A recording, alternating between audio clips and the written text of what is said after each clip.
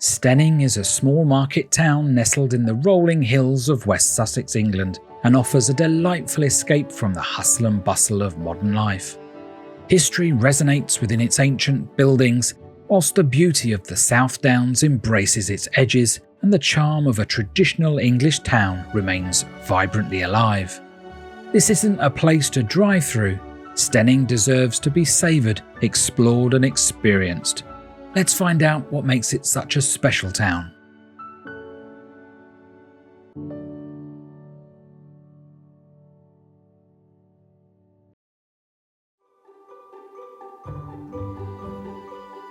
Steyning's story stretches back centuries, leaving behind a fascinating trail of historical breadcrumbs. We are starting our walkabout from the central car park by St Andrews St Cuthmans church.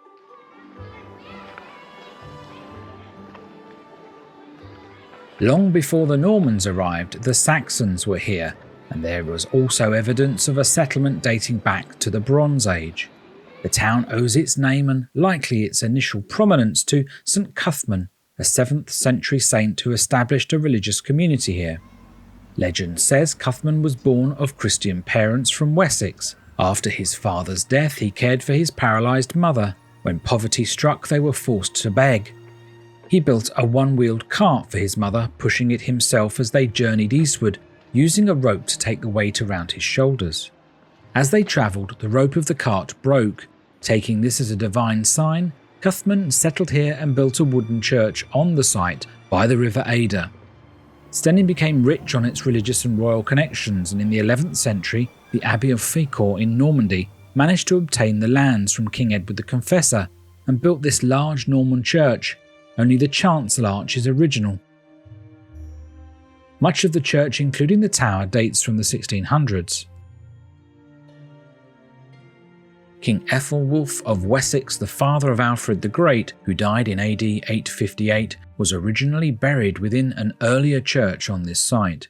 However, his remains were later moved to Winchester. The Norman conquest left an indelible mark. The nearby ruins of Bramber Castle, once a powerful stronghold, still conjure up images of knights, sieges and its former strategic significance.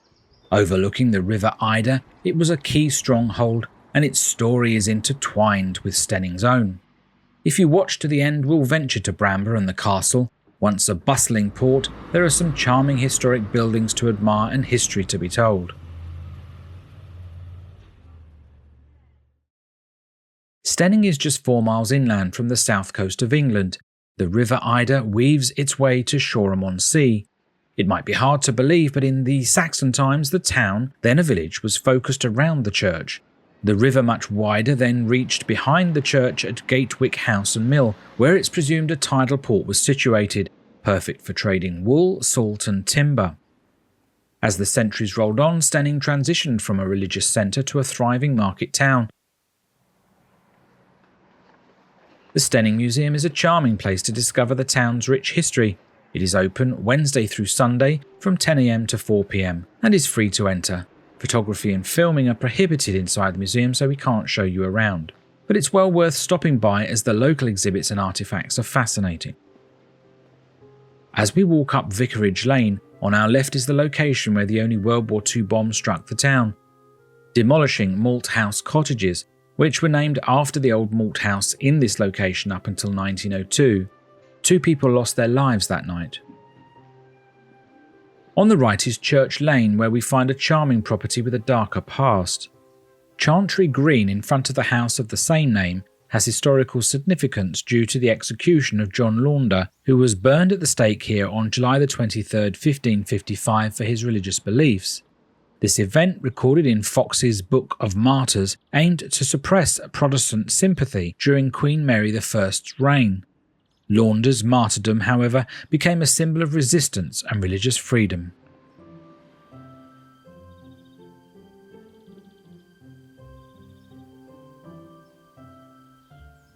We'll now head up Church Street towards High Street, arguably the most picturesque in the town. It was likely the first main thoroughfare, busy with markets and premises like the Wheelwright, Barrow Maker and at least 2 inns. It is also a road King Charles II is believed to have passed down on his way to exile in France, fleeing Cromwell.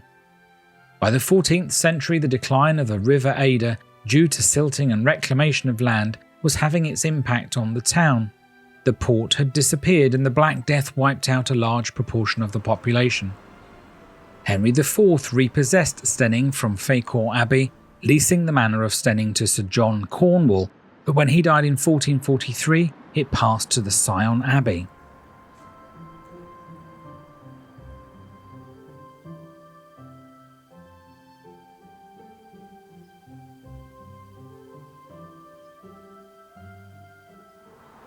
Brotherhood Hall was originally built in 1461 as the Guild Hall of the Fraternity of the Holy Trinity, a religious brotherhood. At the time of the dissolution of monasteries, Henry VIII seized the building. By 1579 it was already in use as a school. In 1614, William Holland, a wealthy merchant, founded Steyning Grammar School and purchased Brotherhood Hall to house it. The school expanded and underwent various changes, including periods of neglect and rebuilding. In the early 20th century it became part of the county education system. I don't believe this building is in use anymore as part of the school and is currently empty.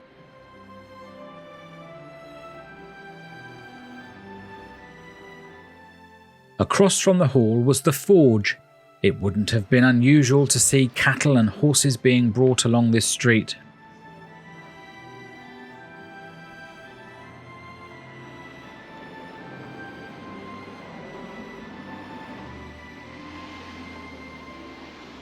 As we reach the junction, there is a lovely example of a Wealden Hall house, now 3 separate dwellings.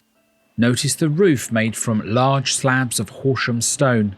You'll see other examples of that all over the town.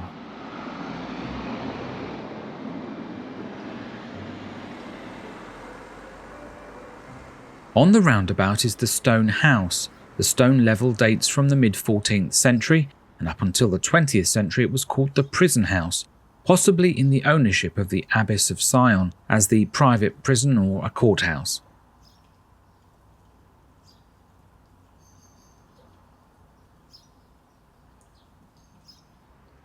The upper timber framed section of the house was added in the 16th century, the typical architecture of the Tudor period.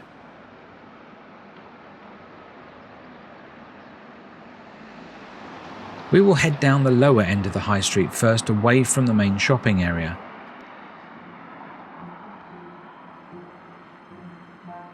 On both sides there are historic listed buildings. The impressive streetscape significantly contributes to Steyning's character.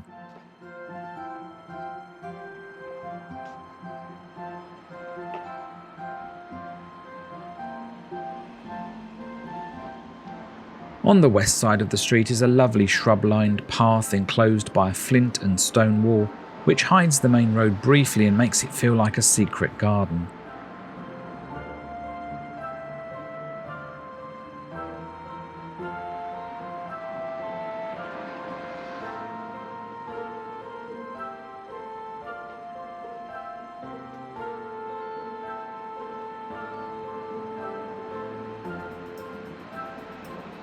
This was once known as Springwells Street, as there were several springs bringing water down from the South Downs. I'm not sure if they've dried up now. We are approaching a few of the town water pumps, and they would have been extremely important for the locals before running water to houses.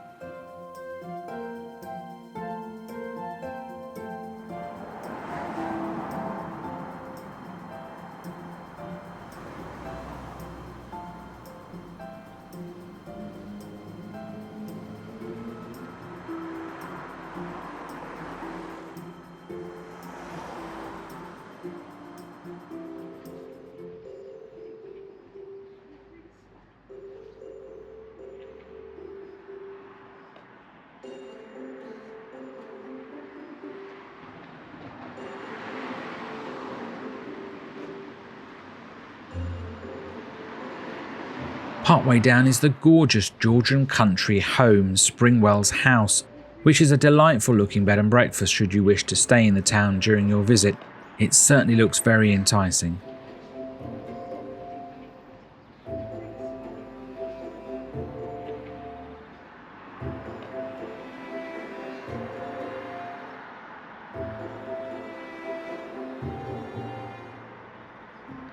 The flint and yellow brick church set back from the street is the Methodist Church, built for a Wesleyan Methodist congregation who had outgrown an earlier chapel nearby. The Gothic Revival building opened in 1878 and has since been extended.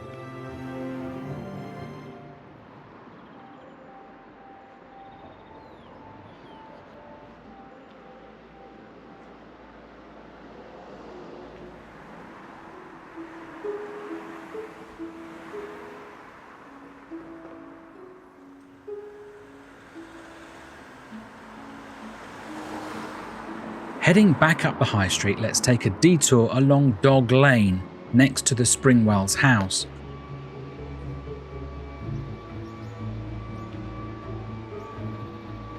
Steyning had several breweries and alehouses over the centuries. From the early 19th century there were two large brewers, Stavold's and Gates. On our left are the buildings used by Stavold's, which later became Mitchell's. For a time Dog Lane was known as Brewery Lane. In recent years, a new cooperative brewery has been set up in the Idur Valley. The Idur Brewery is bringing back craft beers to the local area.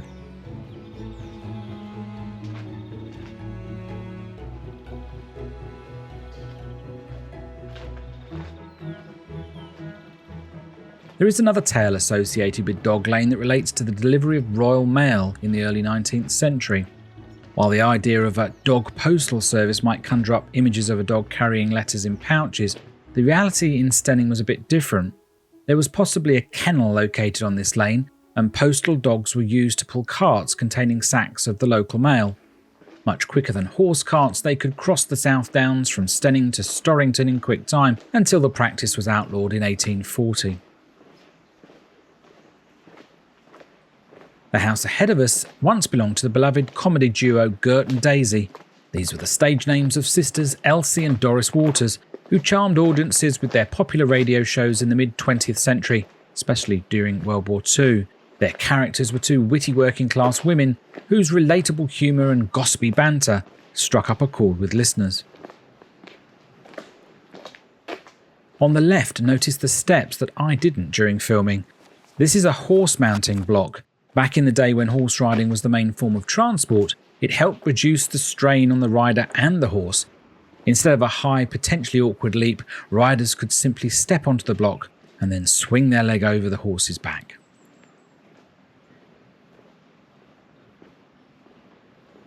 We're just coming out onto Sheeppen Lane. In front of us is the White Horse Public House. By the 18th century, Steyning was an important town on the coach route between Brighton and London. Two inns from that period still survive today, the Chequer Inn and part of the White Horse. I say part as sadly in 1949 the main hotel building that dated back to the 1500s was consumed by fire, a huge loss. A small area was saved and is still in use as part of this lively pub. The outer wall of its car park guides us back to the junction with the high street.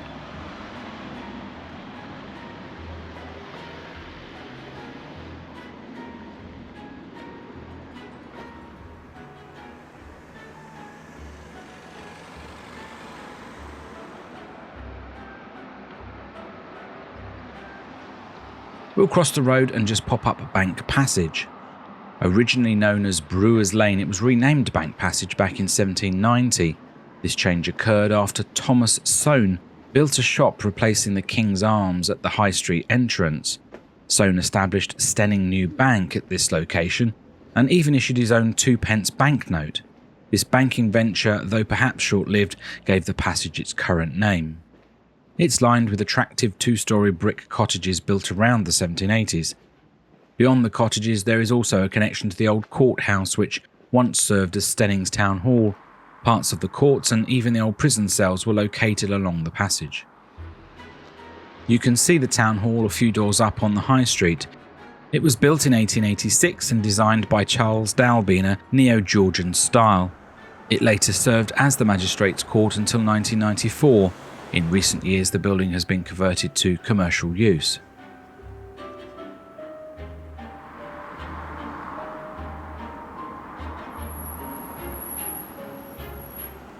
I remember seeing a photo in the museum outside this shop in 1895 when it was a butcher. with large carcasses of pigs and cows hanging on display from the Pentis roof and across the yard doorway. Outside the post office, you'll see another horse mounting block. The building dates from 1340 and contains a green man engraved on a beam inside. Sadly, the shop was closed as it was a Sunday. Do pop in and see it if you can.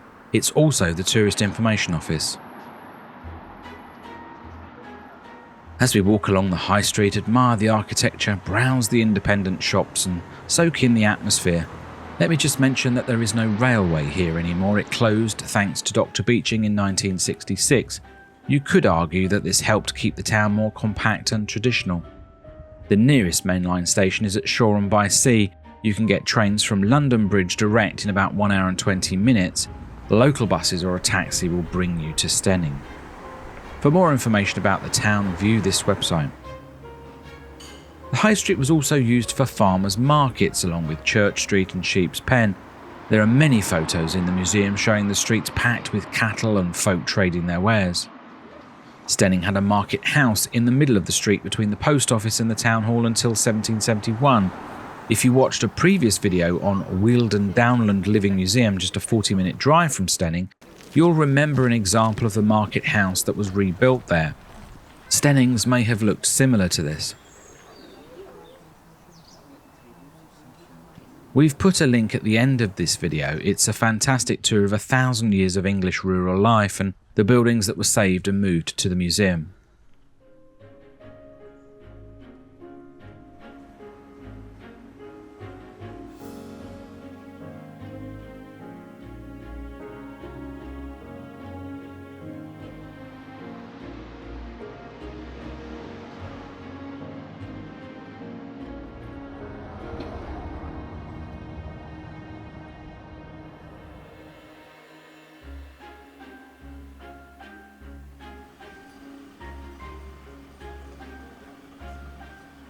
A new market house, which is today known as the Old Market House, replaced the one torn down in 1771. The town clock sits on top of that building. Interestingly, it also housed the local horse-drawn fire engine.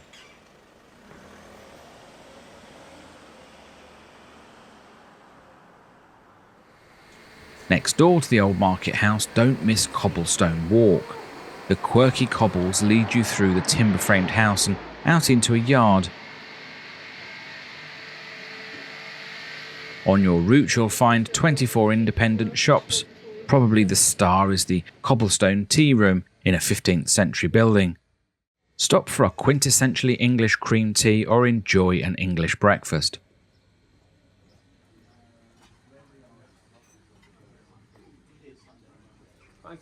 Wander around the little green sheds and explore some unique traders. A quiet corner waiting to be discovered.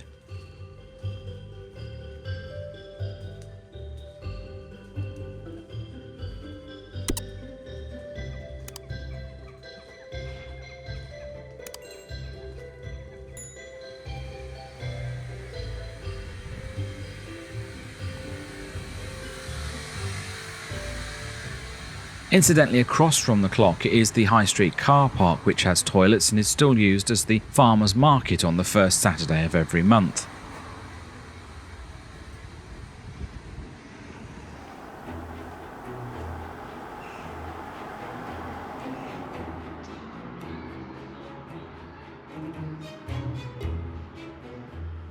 This charming 15th century cottage was also once a town forge.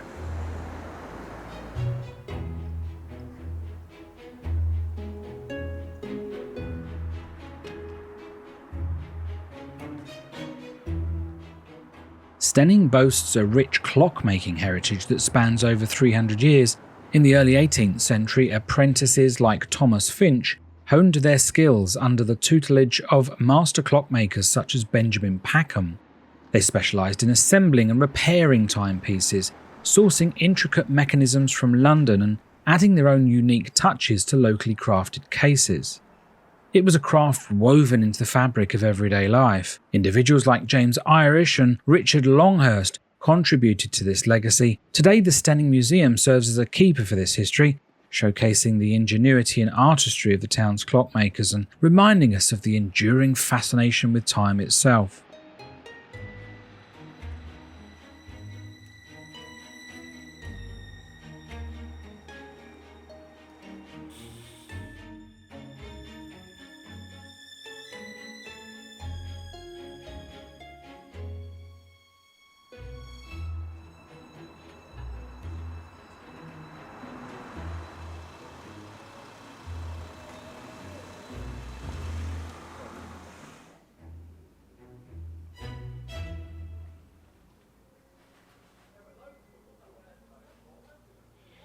We are reaching the end of the high street now and passing the Star Inn, which we'll come back to in a minute. At the end of the street on the bend, the road becomes Horsham Road. Opposite is Mouse Lane.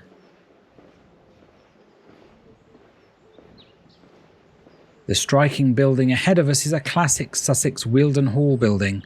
Originally built in the 15th century, it was acquired by the local borough in 1729 to be used as the town workhouse.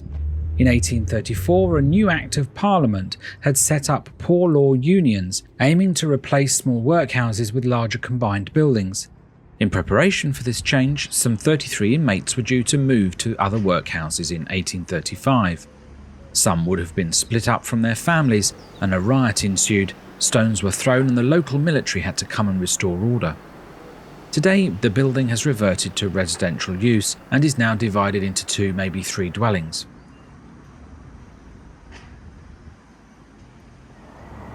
The Star Inn dates back to the 16th century. Let's take a quick break here.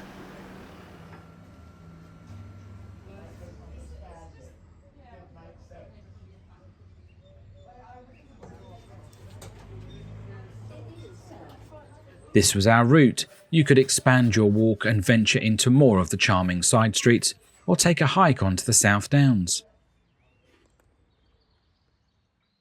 Just a 1-mile stroll or a very quick drive brings you to the centre of the small village of Bramber.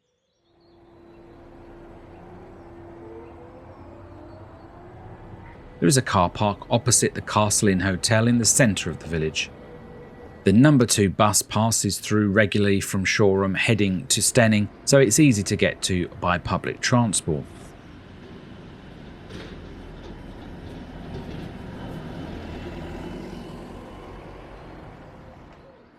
Let's stroll along the road, the western end of the village, and head for the castle.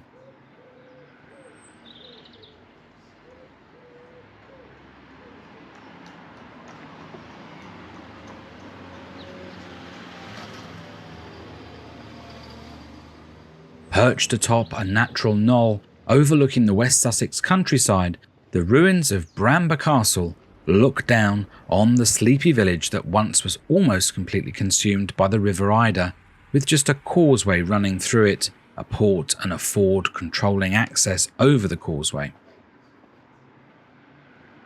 Bramber was one of the 6 administrative regions in Sussex that predated the Norman conquest, known as the Sussex Rapes. We see reference to this on the Sussex flag with the 6 martlets representing each of the rapes. Just in our last video, we visited the city of Chichester, another of the rapes. It's quite likely that a Saxon fort was positioned on top of the knoll long before the castle was established.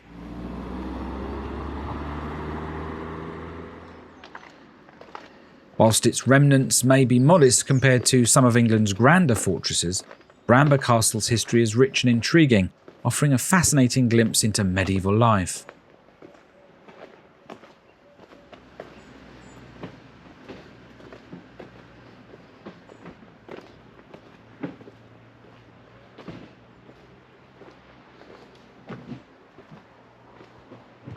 A sweet little church is also perched on the knoll, and we'll come back and visit shortly. Following the Battle of Hastings in 1066, William the Conqueror strategically placed Norman lords across England to secure his newly claimed kingdom. William de Braose was granted the Rape of Bramber and tasked with building a castle. It consisted of a simple motte and bailey structure, a raised mound topped with a wooden tower surrounded by a defensive enclosure. Over time, the wooden structure was replaced with stone, reflecting the growth, wealth and power of the de Braose family. The castle witnessed its fair share of drama, including a notorious feud between William de Brao's son and King John. This conflict led to the younger William's death, and the de Brao's lands, including Bramber, were seized by the Crown. It subsequently changed hands several times, often caught in the cross-currents of royal politics.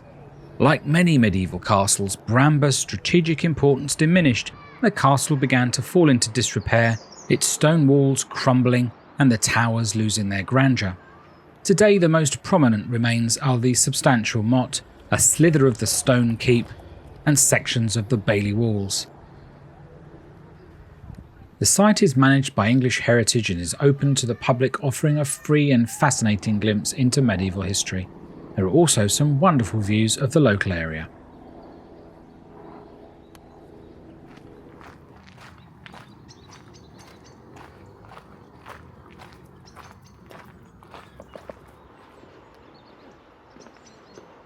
St Nicholas Church is a prominent landmark in the village, dating back to the 11th century and was likely founded by William de Brao's.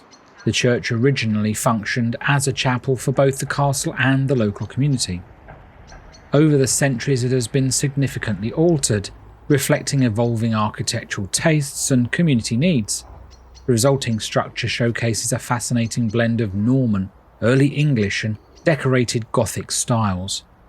A particular striking feature is the robust fortified-looking 14th century tower, a testament to the turbulent medieval period during which Bramber Castle played a key role in the region.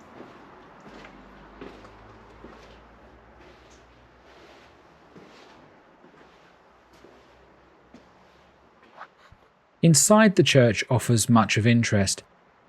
The early English style is evident in the chancel arch and nave arcade.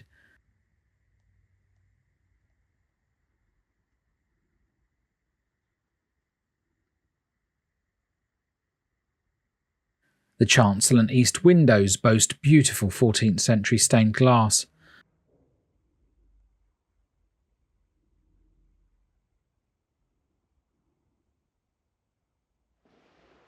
Whilst the 16th century English Reformation brought changes to St Nicholas, as it did to many churches, it thankfully retained much of its medieval character. Today it remains a vibrant centre of worship and community life.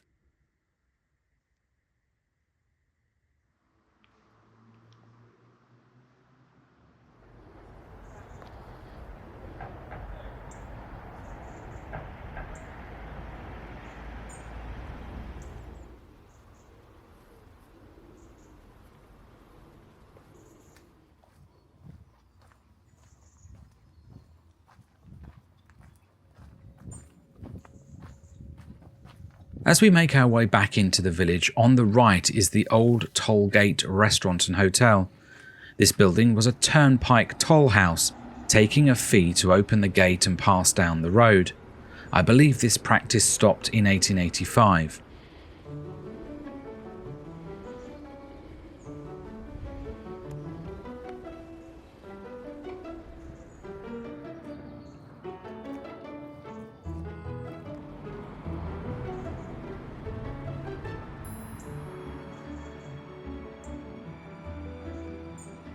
The Castle Inn Hotel's current building dates back to the 17th century, but records of a White Lion Ale House date back to Henry VIII's era.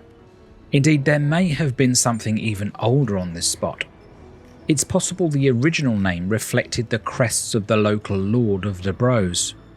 This was a busy pilgrims route between Canterbury and Winchester, so would have been a popular stop along the way. Another property with links to the pilgrims lies just a few steps further down the road.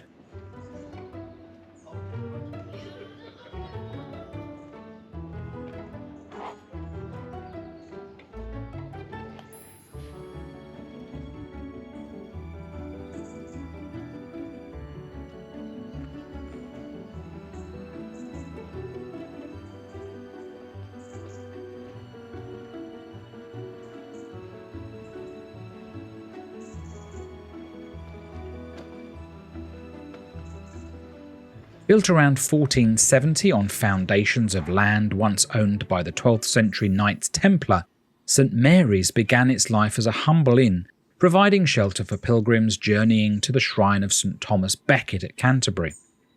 Over the centuries, the house evolved, witnessing the rise and fall of monarchs and the changing tides of history. It is the most remarkable and beautiful timber-framed building in the area, and during the summer months is open to the public with access to the house and gardens. We can pay a visit today, but filming and photography is prohibited in the house. Before we tour the gardens though, and speak more about its past, we wanted to walk further east and take you to the bridge that crosses the River Adur. This will give you a better perspective on how far the river has receded due to the silting and redevelopment. Remember, it once reached Steyning, and both Steyning and Bramber had a port. The river is now tiny in comparison to 700 years ago.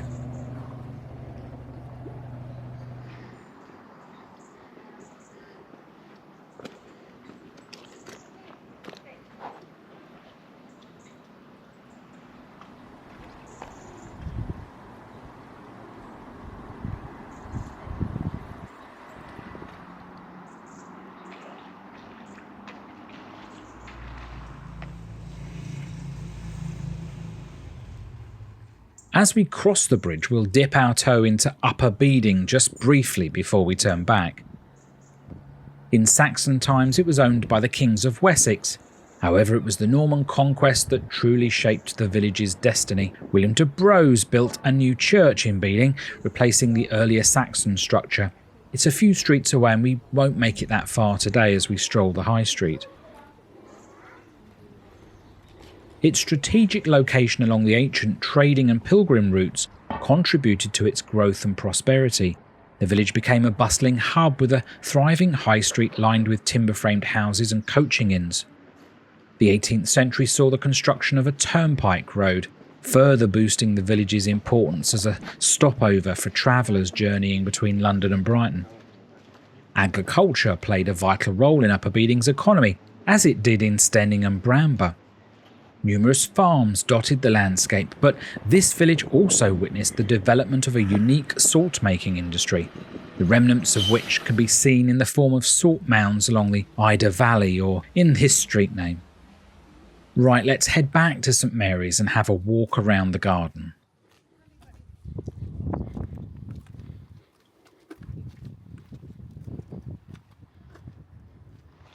The property is only open between May and September on certain days, so do check the website for details.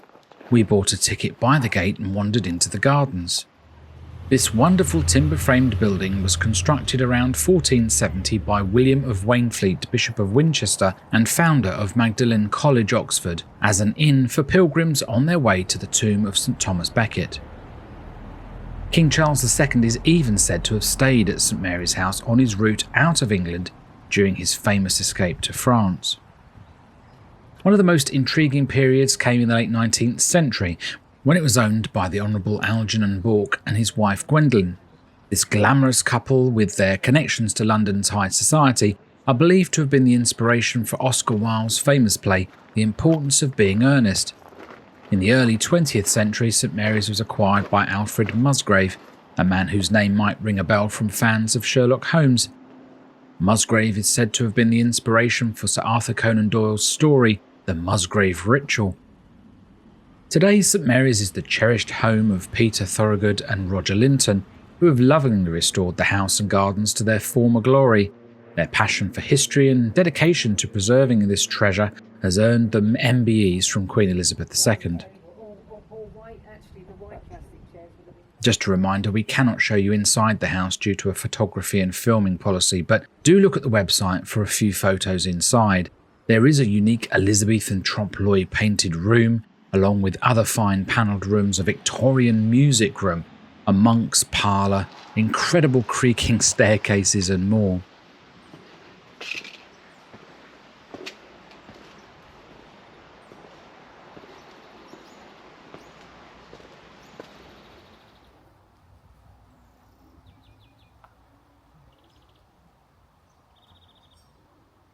Once you have visited the house, there are 5 acres of gardens to explore, which include formal, topiary, and various themed garden rooms. There is an enchanting feel to the grounds, with hidden corners and quiet places to sit and contemplate. Peter and Roger have spent the last 40 years reclaiming land sold to bring back to life this charming garden.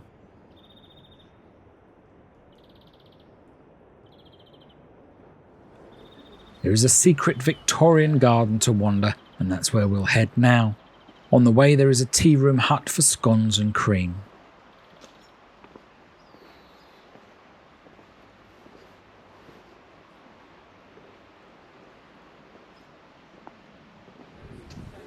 Some lovely ladies provided an overview of the garden room themes, and then we were free to wander.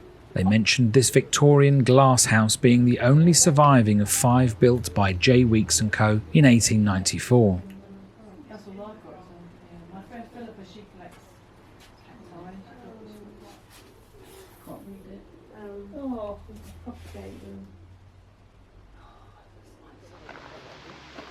We cross a bridge and stream, a tributary of the River Adur, and then follow the path around into the Jubilee Rose Garden, built to commemorate the Jubilee of Queen Elizabeth II in 2002. These Victorian gardens were laid out in the 1890s by Algernon Bourke and Gwendolen.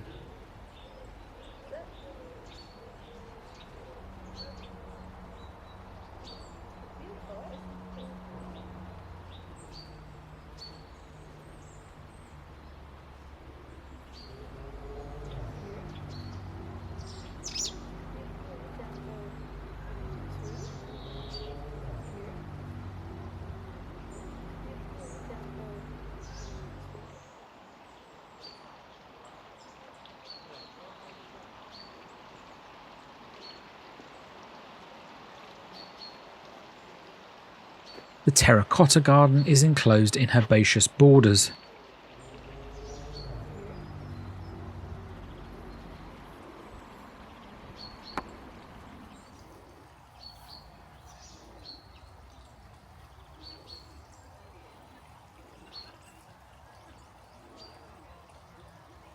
At its centre, the more formal warming orange fountain, large pots and ornaments.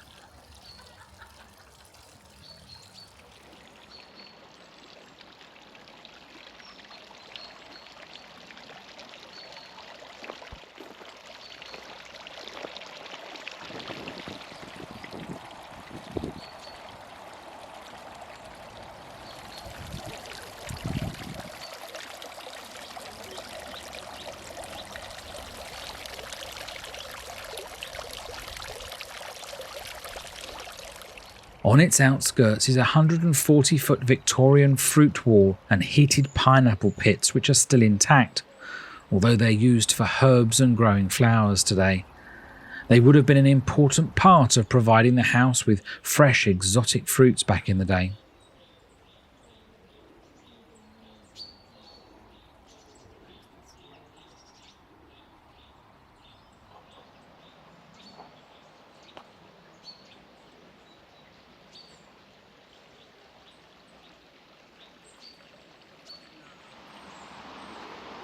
Yew Walk guides us to the Poetry Garden, but first on the right is the King's Garden.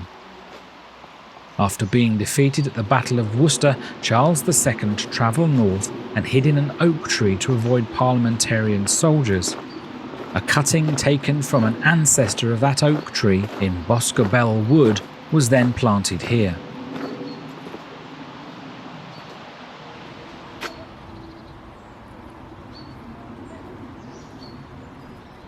Peter Thorogood, a poet and composer, had a vision to create a poetry garden at the house, replacing a circular orchard. Now visitors can read a poem whilst they tour the garden room.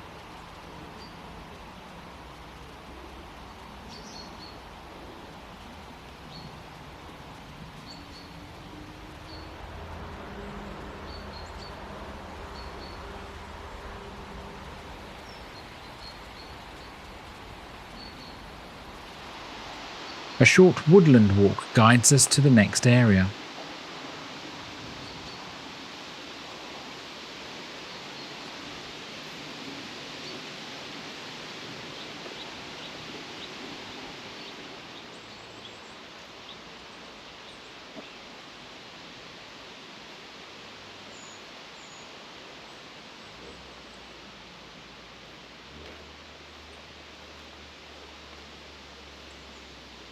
We have reached the landscaped water garden, viewing mound and waterfall, the last room in the garden.